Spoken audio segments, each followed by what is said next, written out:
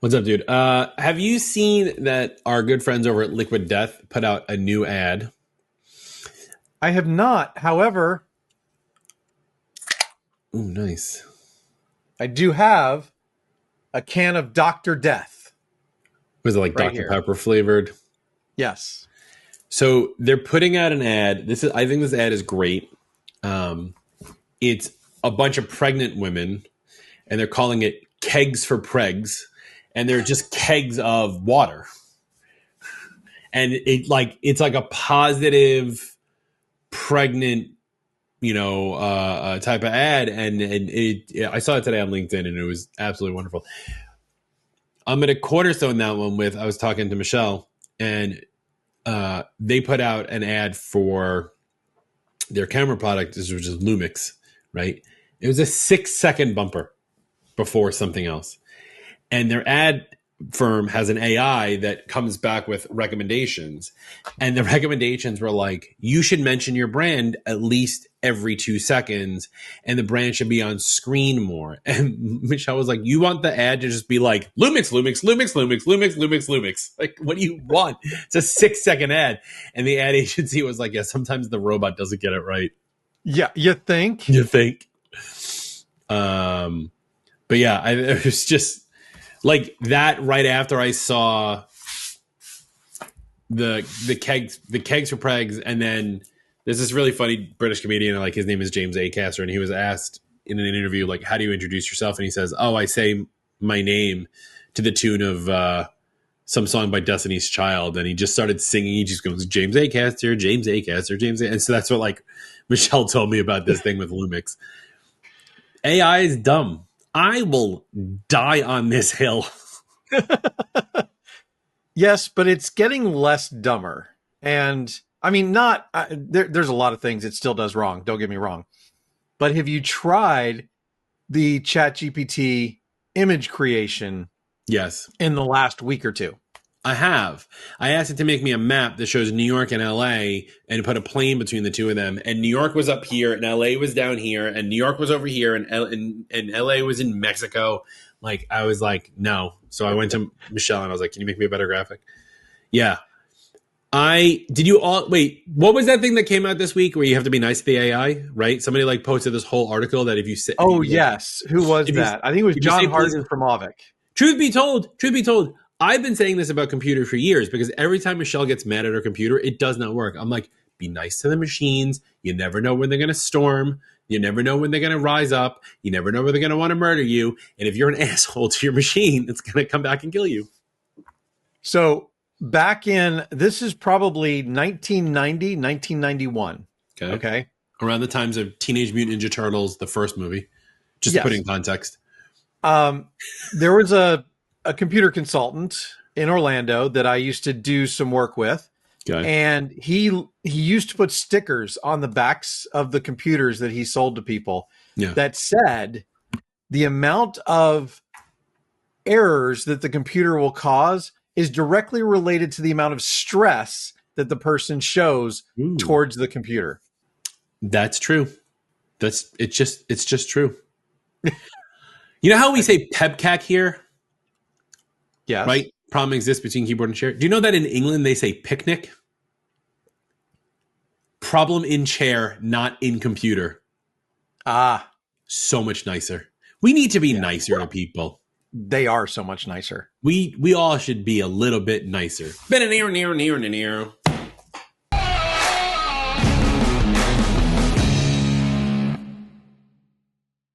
MoveBot makes cloud migrations effortless for MSPs. Whether it's a small client or a large enterprise, MoveBot provides fast, secure, and seamless data migrations. With no hidden fees and unmatched scalability, MoveBot is the tool MSPs trust for their cloud projects.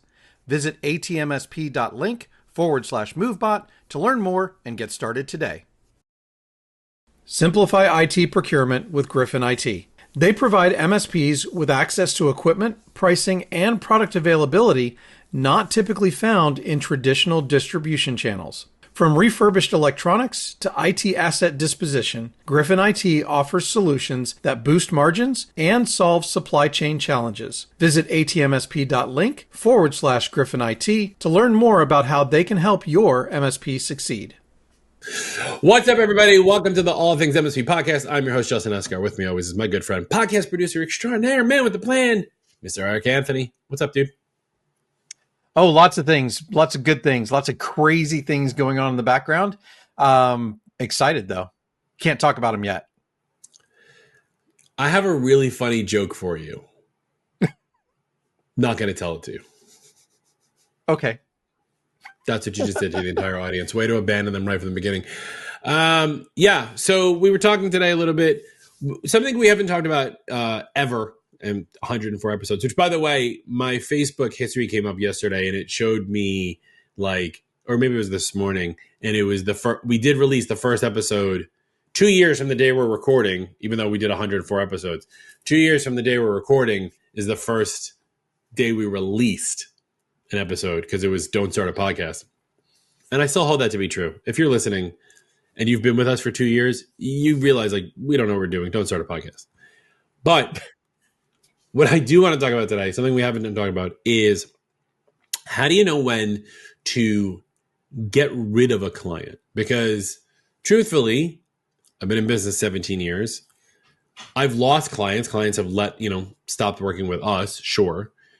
I've fired one client, and I've nearly fired a second one. I had to give him the Will Wheaton speech.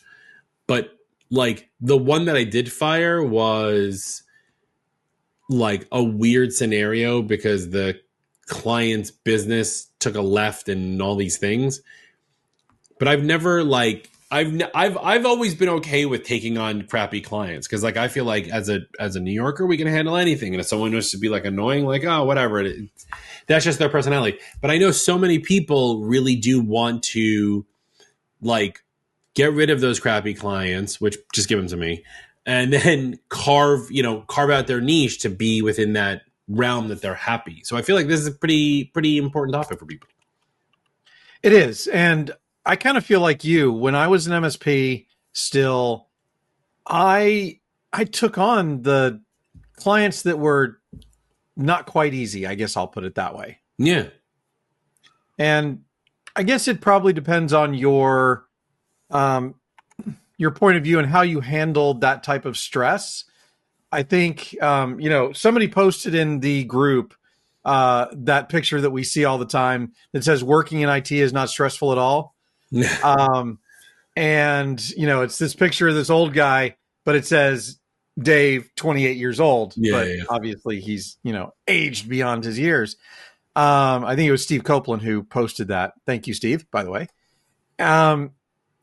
I think it all depends on how you treat it, how you take care of it. Right. Yeah. But I think that there are absolutely red flags. And this is going to be one of those times when I actually prepared for an episode. Right. Sure. I know. Crazy. And created a decision about that. I created an MSP red flag list for you to kind of look at your clients and see, are these clients worth it or not? Yeah. I can tell you that the one that we did fire. So we have, just as a point of reference to say, like the two that we're talking about earlier, prior to getting our contracts done by Brad Gross, we love Brad Gross, we would put in, basically when I would sell our services, I would sell it as quote unquote unlimited hours per month when you're on our high price plan, which a lot of us do. We say unlimited hours, we don't care. We'll track it, but it's whatever. And I always say, listen, I'm giving you unlimited hours, but you can't abuse us. Like, if you're calling us every day for something, like, we're going to have a conversation.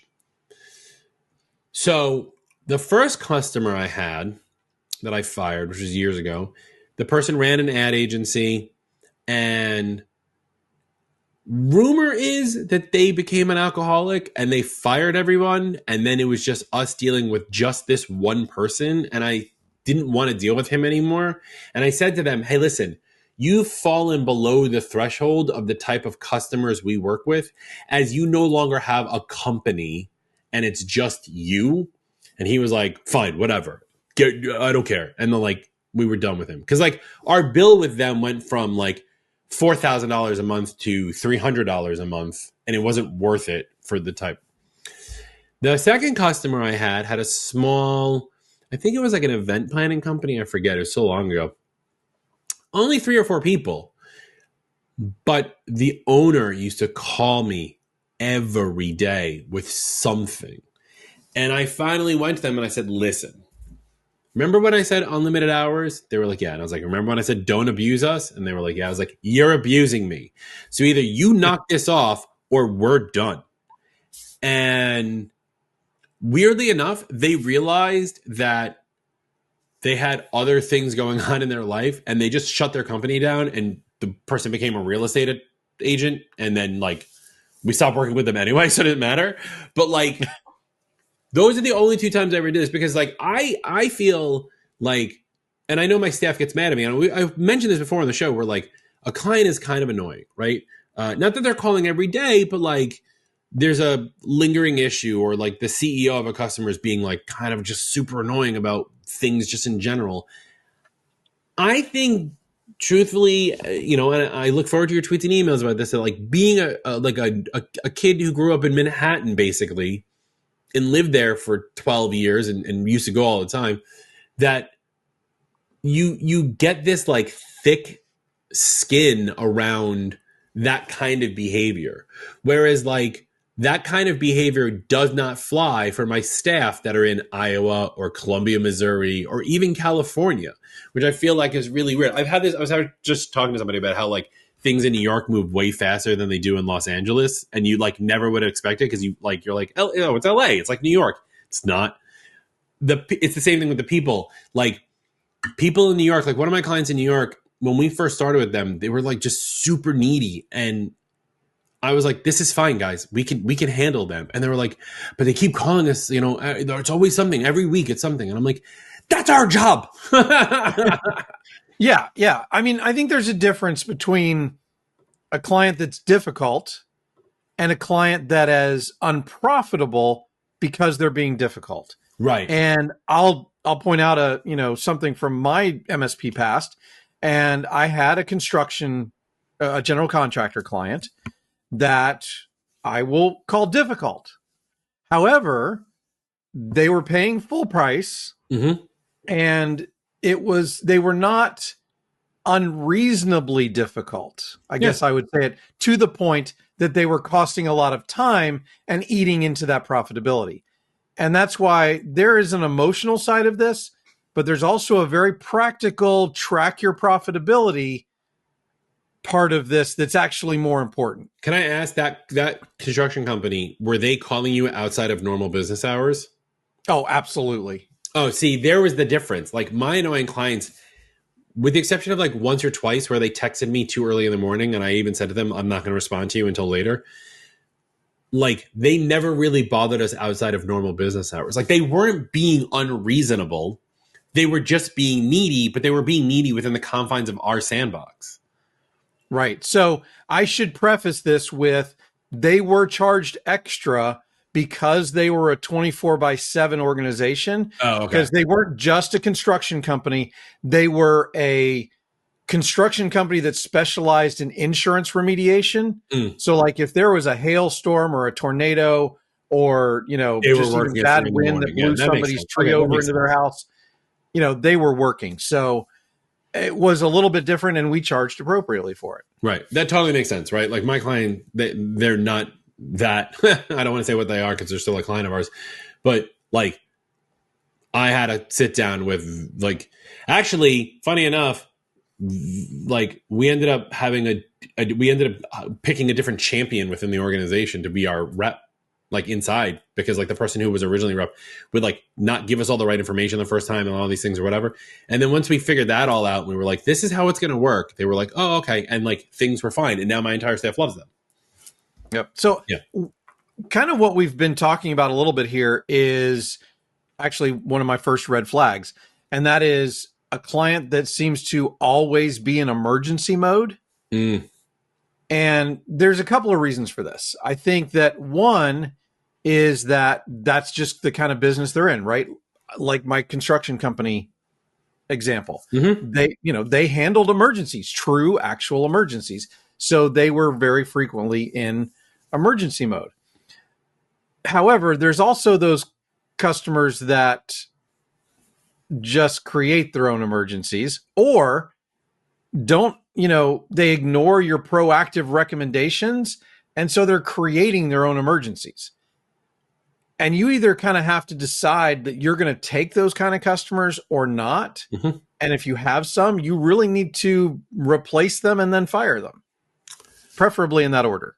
I have a client who they're in graphic design and they specialize in swooping in the last minute when a company's hired graphic design firm bombs the job.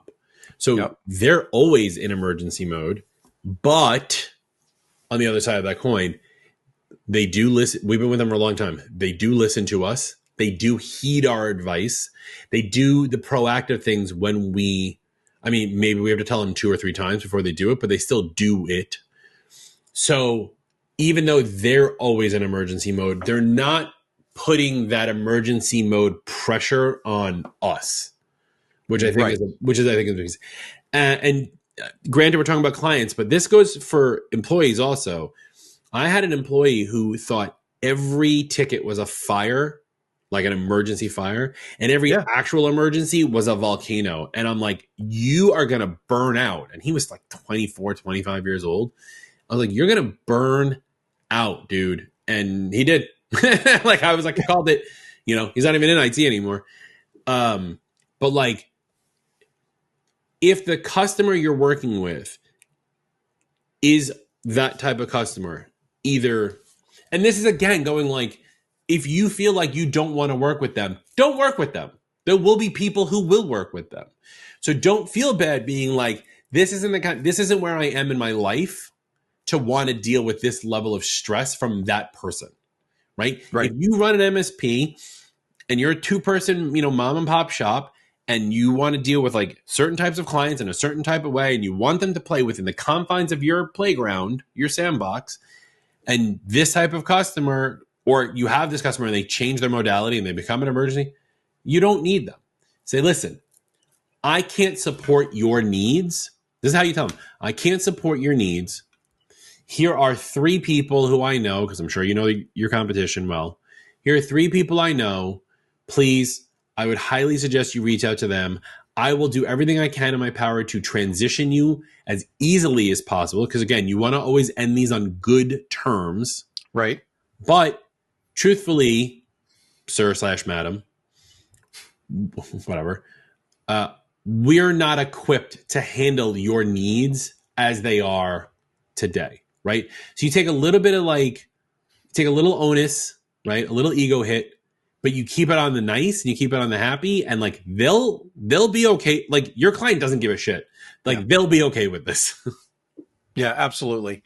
So, and I think that kind of dovetails into one of my other red flags that I originally was like, I didn't know how to approach this one. Okay. I came up with it mainly because it happened to me when I was an MSP, but I think in retrospect and thinking about it, it's actually more the MSP's fault than the client's fault. And here's what it is. All right, go. It's the client blames you for everything tech related. You were here yesterday and now the kitchen fridge doesn't work and it's your fault. Okay, that's an extreme example, but that's happened to me. I didn't say it wasn't true. Yeah, because I've had similar things. You were here yesterday and now the computer doesn't work. Yeah. Right. And sometimes that's completely like not your fault because there was a power outage or there was a lightning strike or whatever. That's obviously not your fault. Now, the fact that, they came in and they don't have internet, that it's not your fault, but you do need to fix it. But here's the thing that I wanted to point out. This is the thought that I had. These are the strange things that run through my mind, right? Did they blame you for something that wasn't in scope that should have been? Because that's where I think it's the MSP's fault. I always, whenever a situation like this happens to me, I always first question what else is going on in that person's life. Because, no, I do. Because typically, right? Typically, people don't get mad around the stuff that we do unless we like actively mess up. And so to say like, you came here yesterday and now today nothing works when you know everything is fine, there's clearly something else negative that's happening in that person's life, and you are going to take the brunt end of that hit, right? You are the punching bag because they're in a bad mood. Now, in many times, it's very easy to like quell the waters and settle that down and kind of just like get it out of them. If it's happening consistently, that's when you have to be like, okay, either A, this person's a psycho, or B, I really don't know what I'm doing. True. Right? Because maybe you can't help this particular customer. And this is something that has been said a lot, and I don't know how much I believe in this, but like there are sometimes customers who cannot be helped, right? The amount of people who call me, I've never spoken to them before, and they want to go on a tangent about how their phone was hacked and how they've reached out to the FBI and how they got a divorce and how this thing and that thing, but they know their ex is like spying on them. And I'm like, that's not how this works. Stop watching CSI. And they're like, no, you don't understand. I'm like, no, you don't understand. Those are people who can never be helped, right? So there's going to be those cases once in a while. If this is a one-off, I tend to tell people, take it with a massive grain of salt. You probably don't know what's going on in your client's personal life that is causing said anger. But if every time you go in, you trip over the main power cord and unplug the server, like consistently, you're not equipped for that customer. And you should tell the customer that and say, kind of like the first example, listen, you guys make gorgeous widgets at Cogs and things, but like, I'm not your person. Let me help you find the right person. Yep.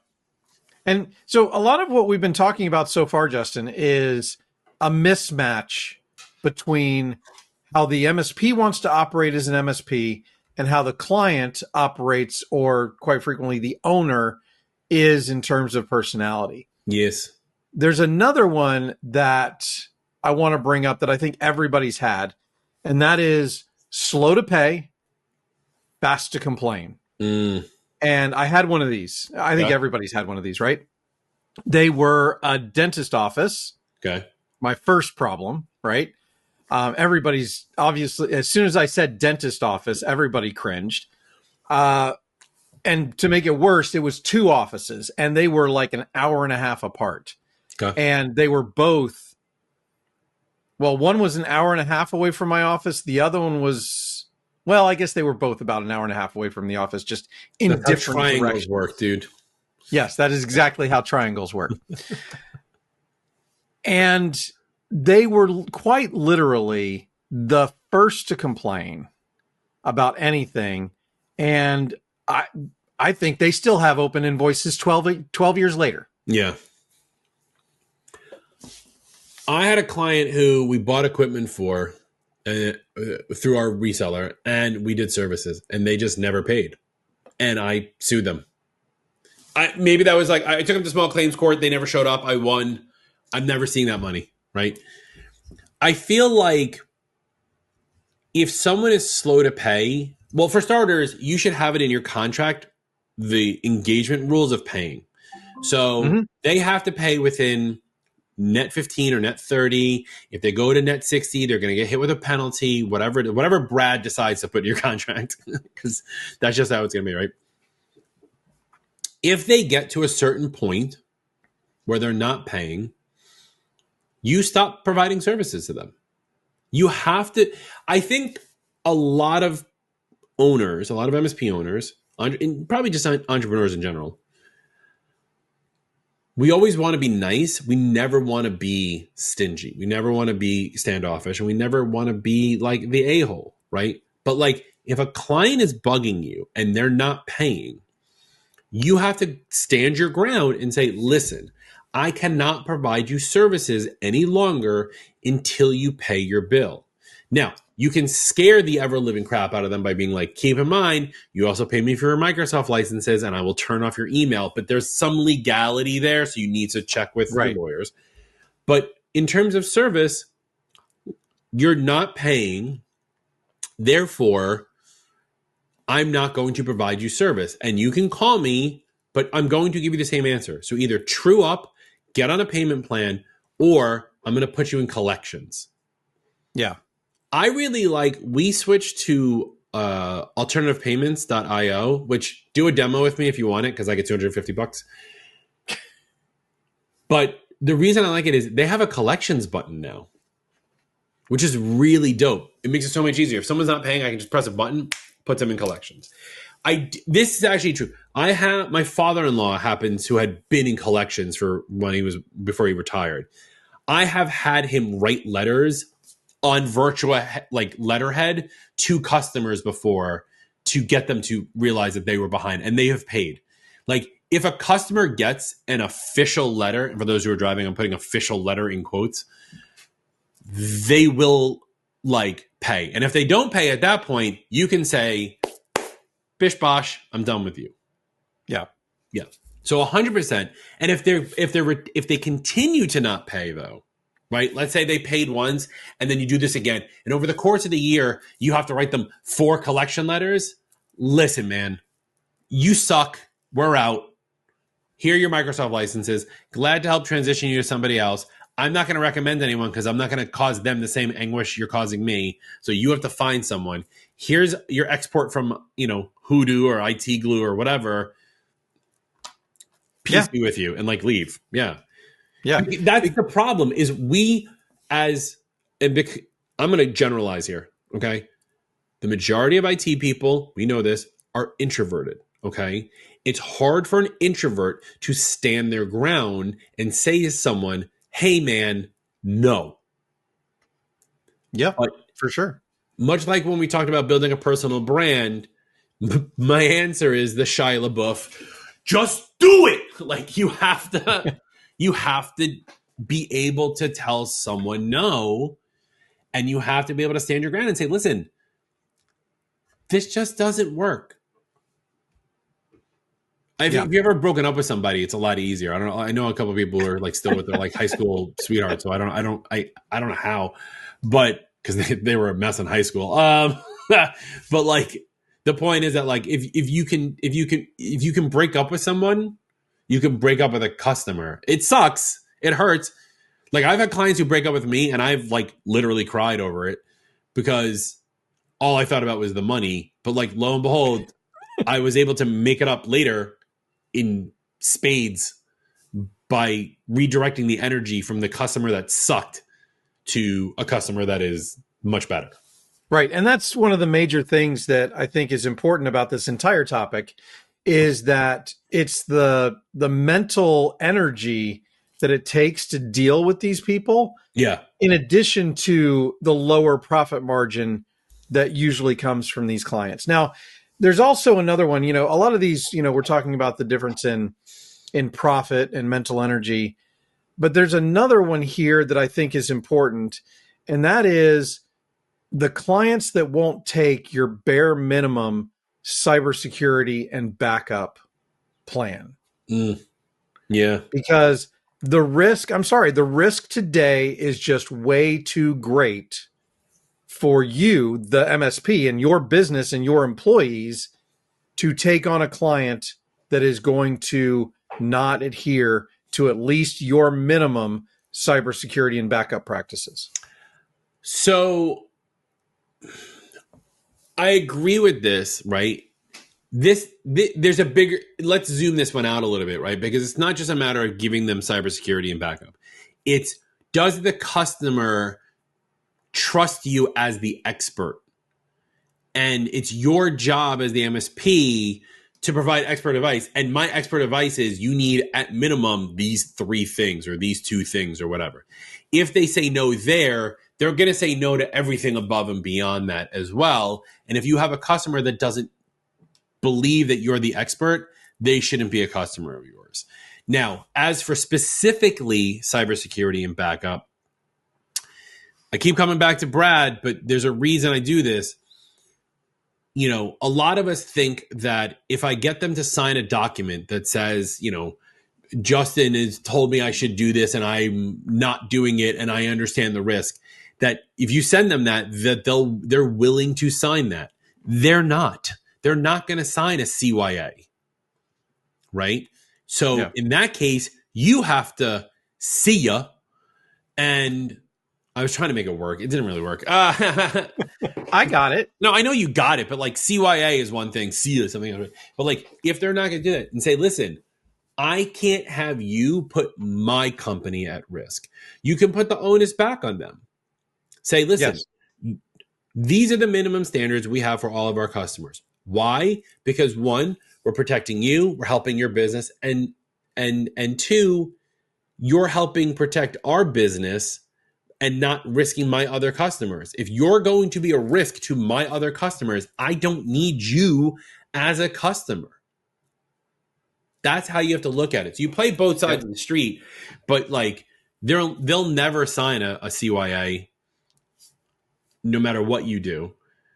Right. Again, and it's hard to enforce. It's hard to enforce. And then again, you know, this has to be part of the contract. What is included in your services guide that you're providing? You know, I've written quotes to clients and I say, you're getting cybersecurity, you're getting email protection, you're getting whatever. I had a client the other day who was like, I was like, we're going to roll out your email security tool. They were like, well, we don't really get that much spam. We don't really need this email security tool. We'd rather save the money. And I was like, no. That's not how this works. It's not just spam. It's anti-phishing, anti-malware, DLP, encryption.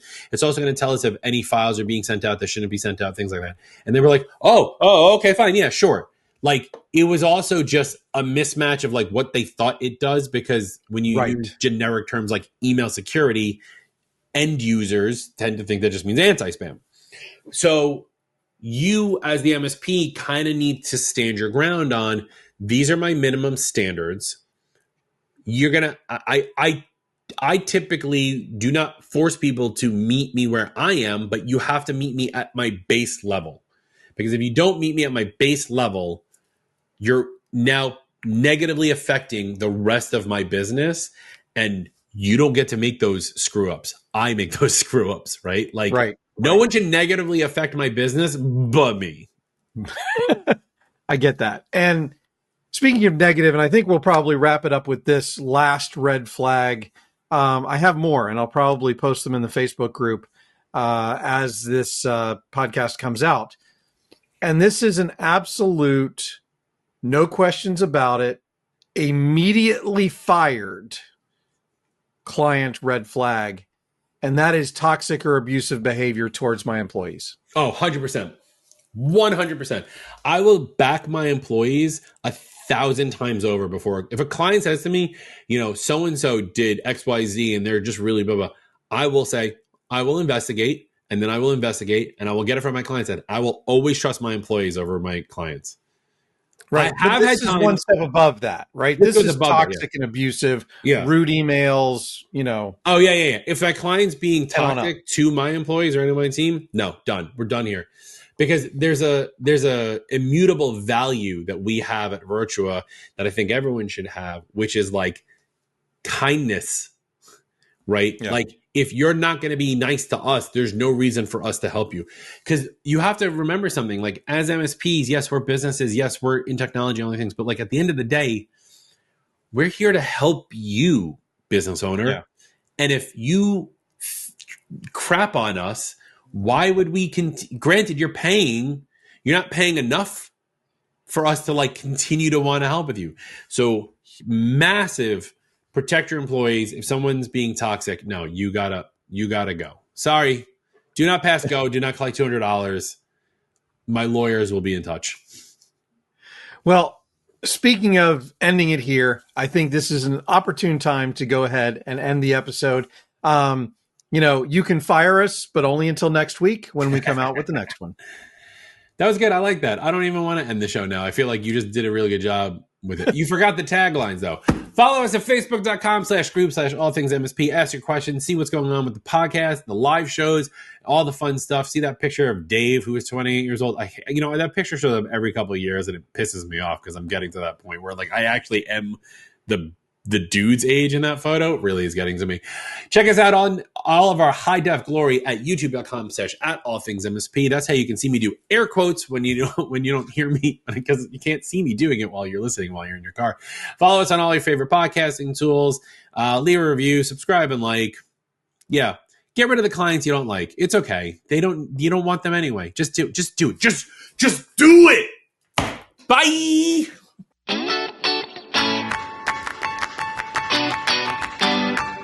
Thank you for listening or watching the All Things MSP podcast. If you liked this episode, go ahead and give us a thumbs up, hit that like button, and consider subscribing to catch all our weekly episodes. And from your host extraordinaire, Justin Esgar, and myself, Eric Anthony, your humble producer and All Things MSP founder, thank you very much for spending your time with us. If you are not aware, All Things MSP started as a Facebook group and now supports over 6,000 members. We also have a LinkedIn page for those of you who don't do Facebook, and make sure to check out our YouTube channel for even more content. A special thank you to our elite sponsor, CoreView, helping you manage your Microsoft 365 tenants instead of them managing you. And thank you to our premier sponsors, EasyDmark, Helped, GoZinta, MoveBot, and Nodeware. And thank you to the rest of our sponsors. Without sponsors, we could not do what we do for the MSP community. Please consider checking them out. The All Things MSP podcast is a BizPow LLC production.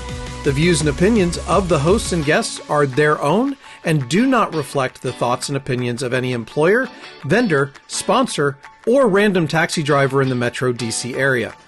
Be sure to join us next week for another exciting episode.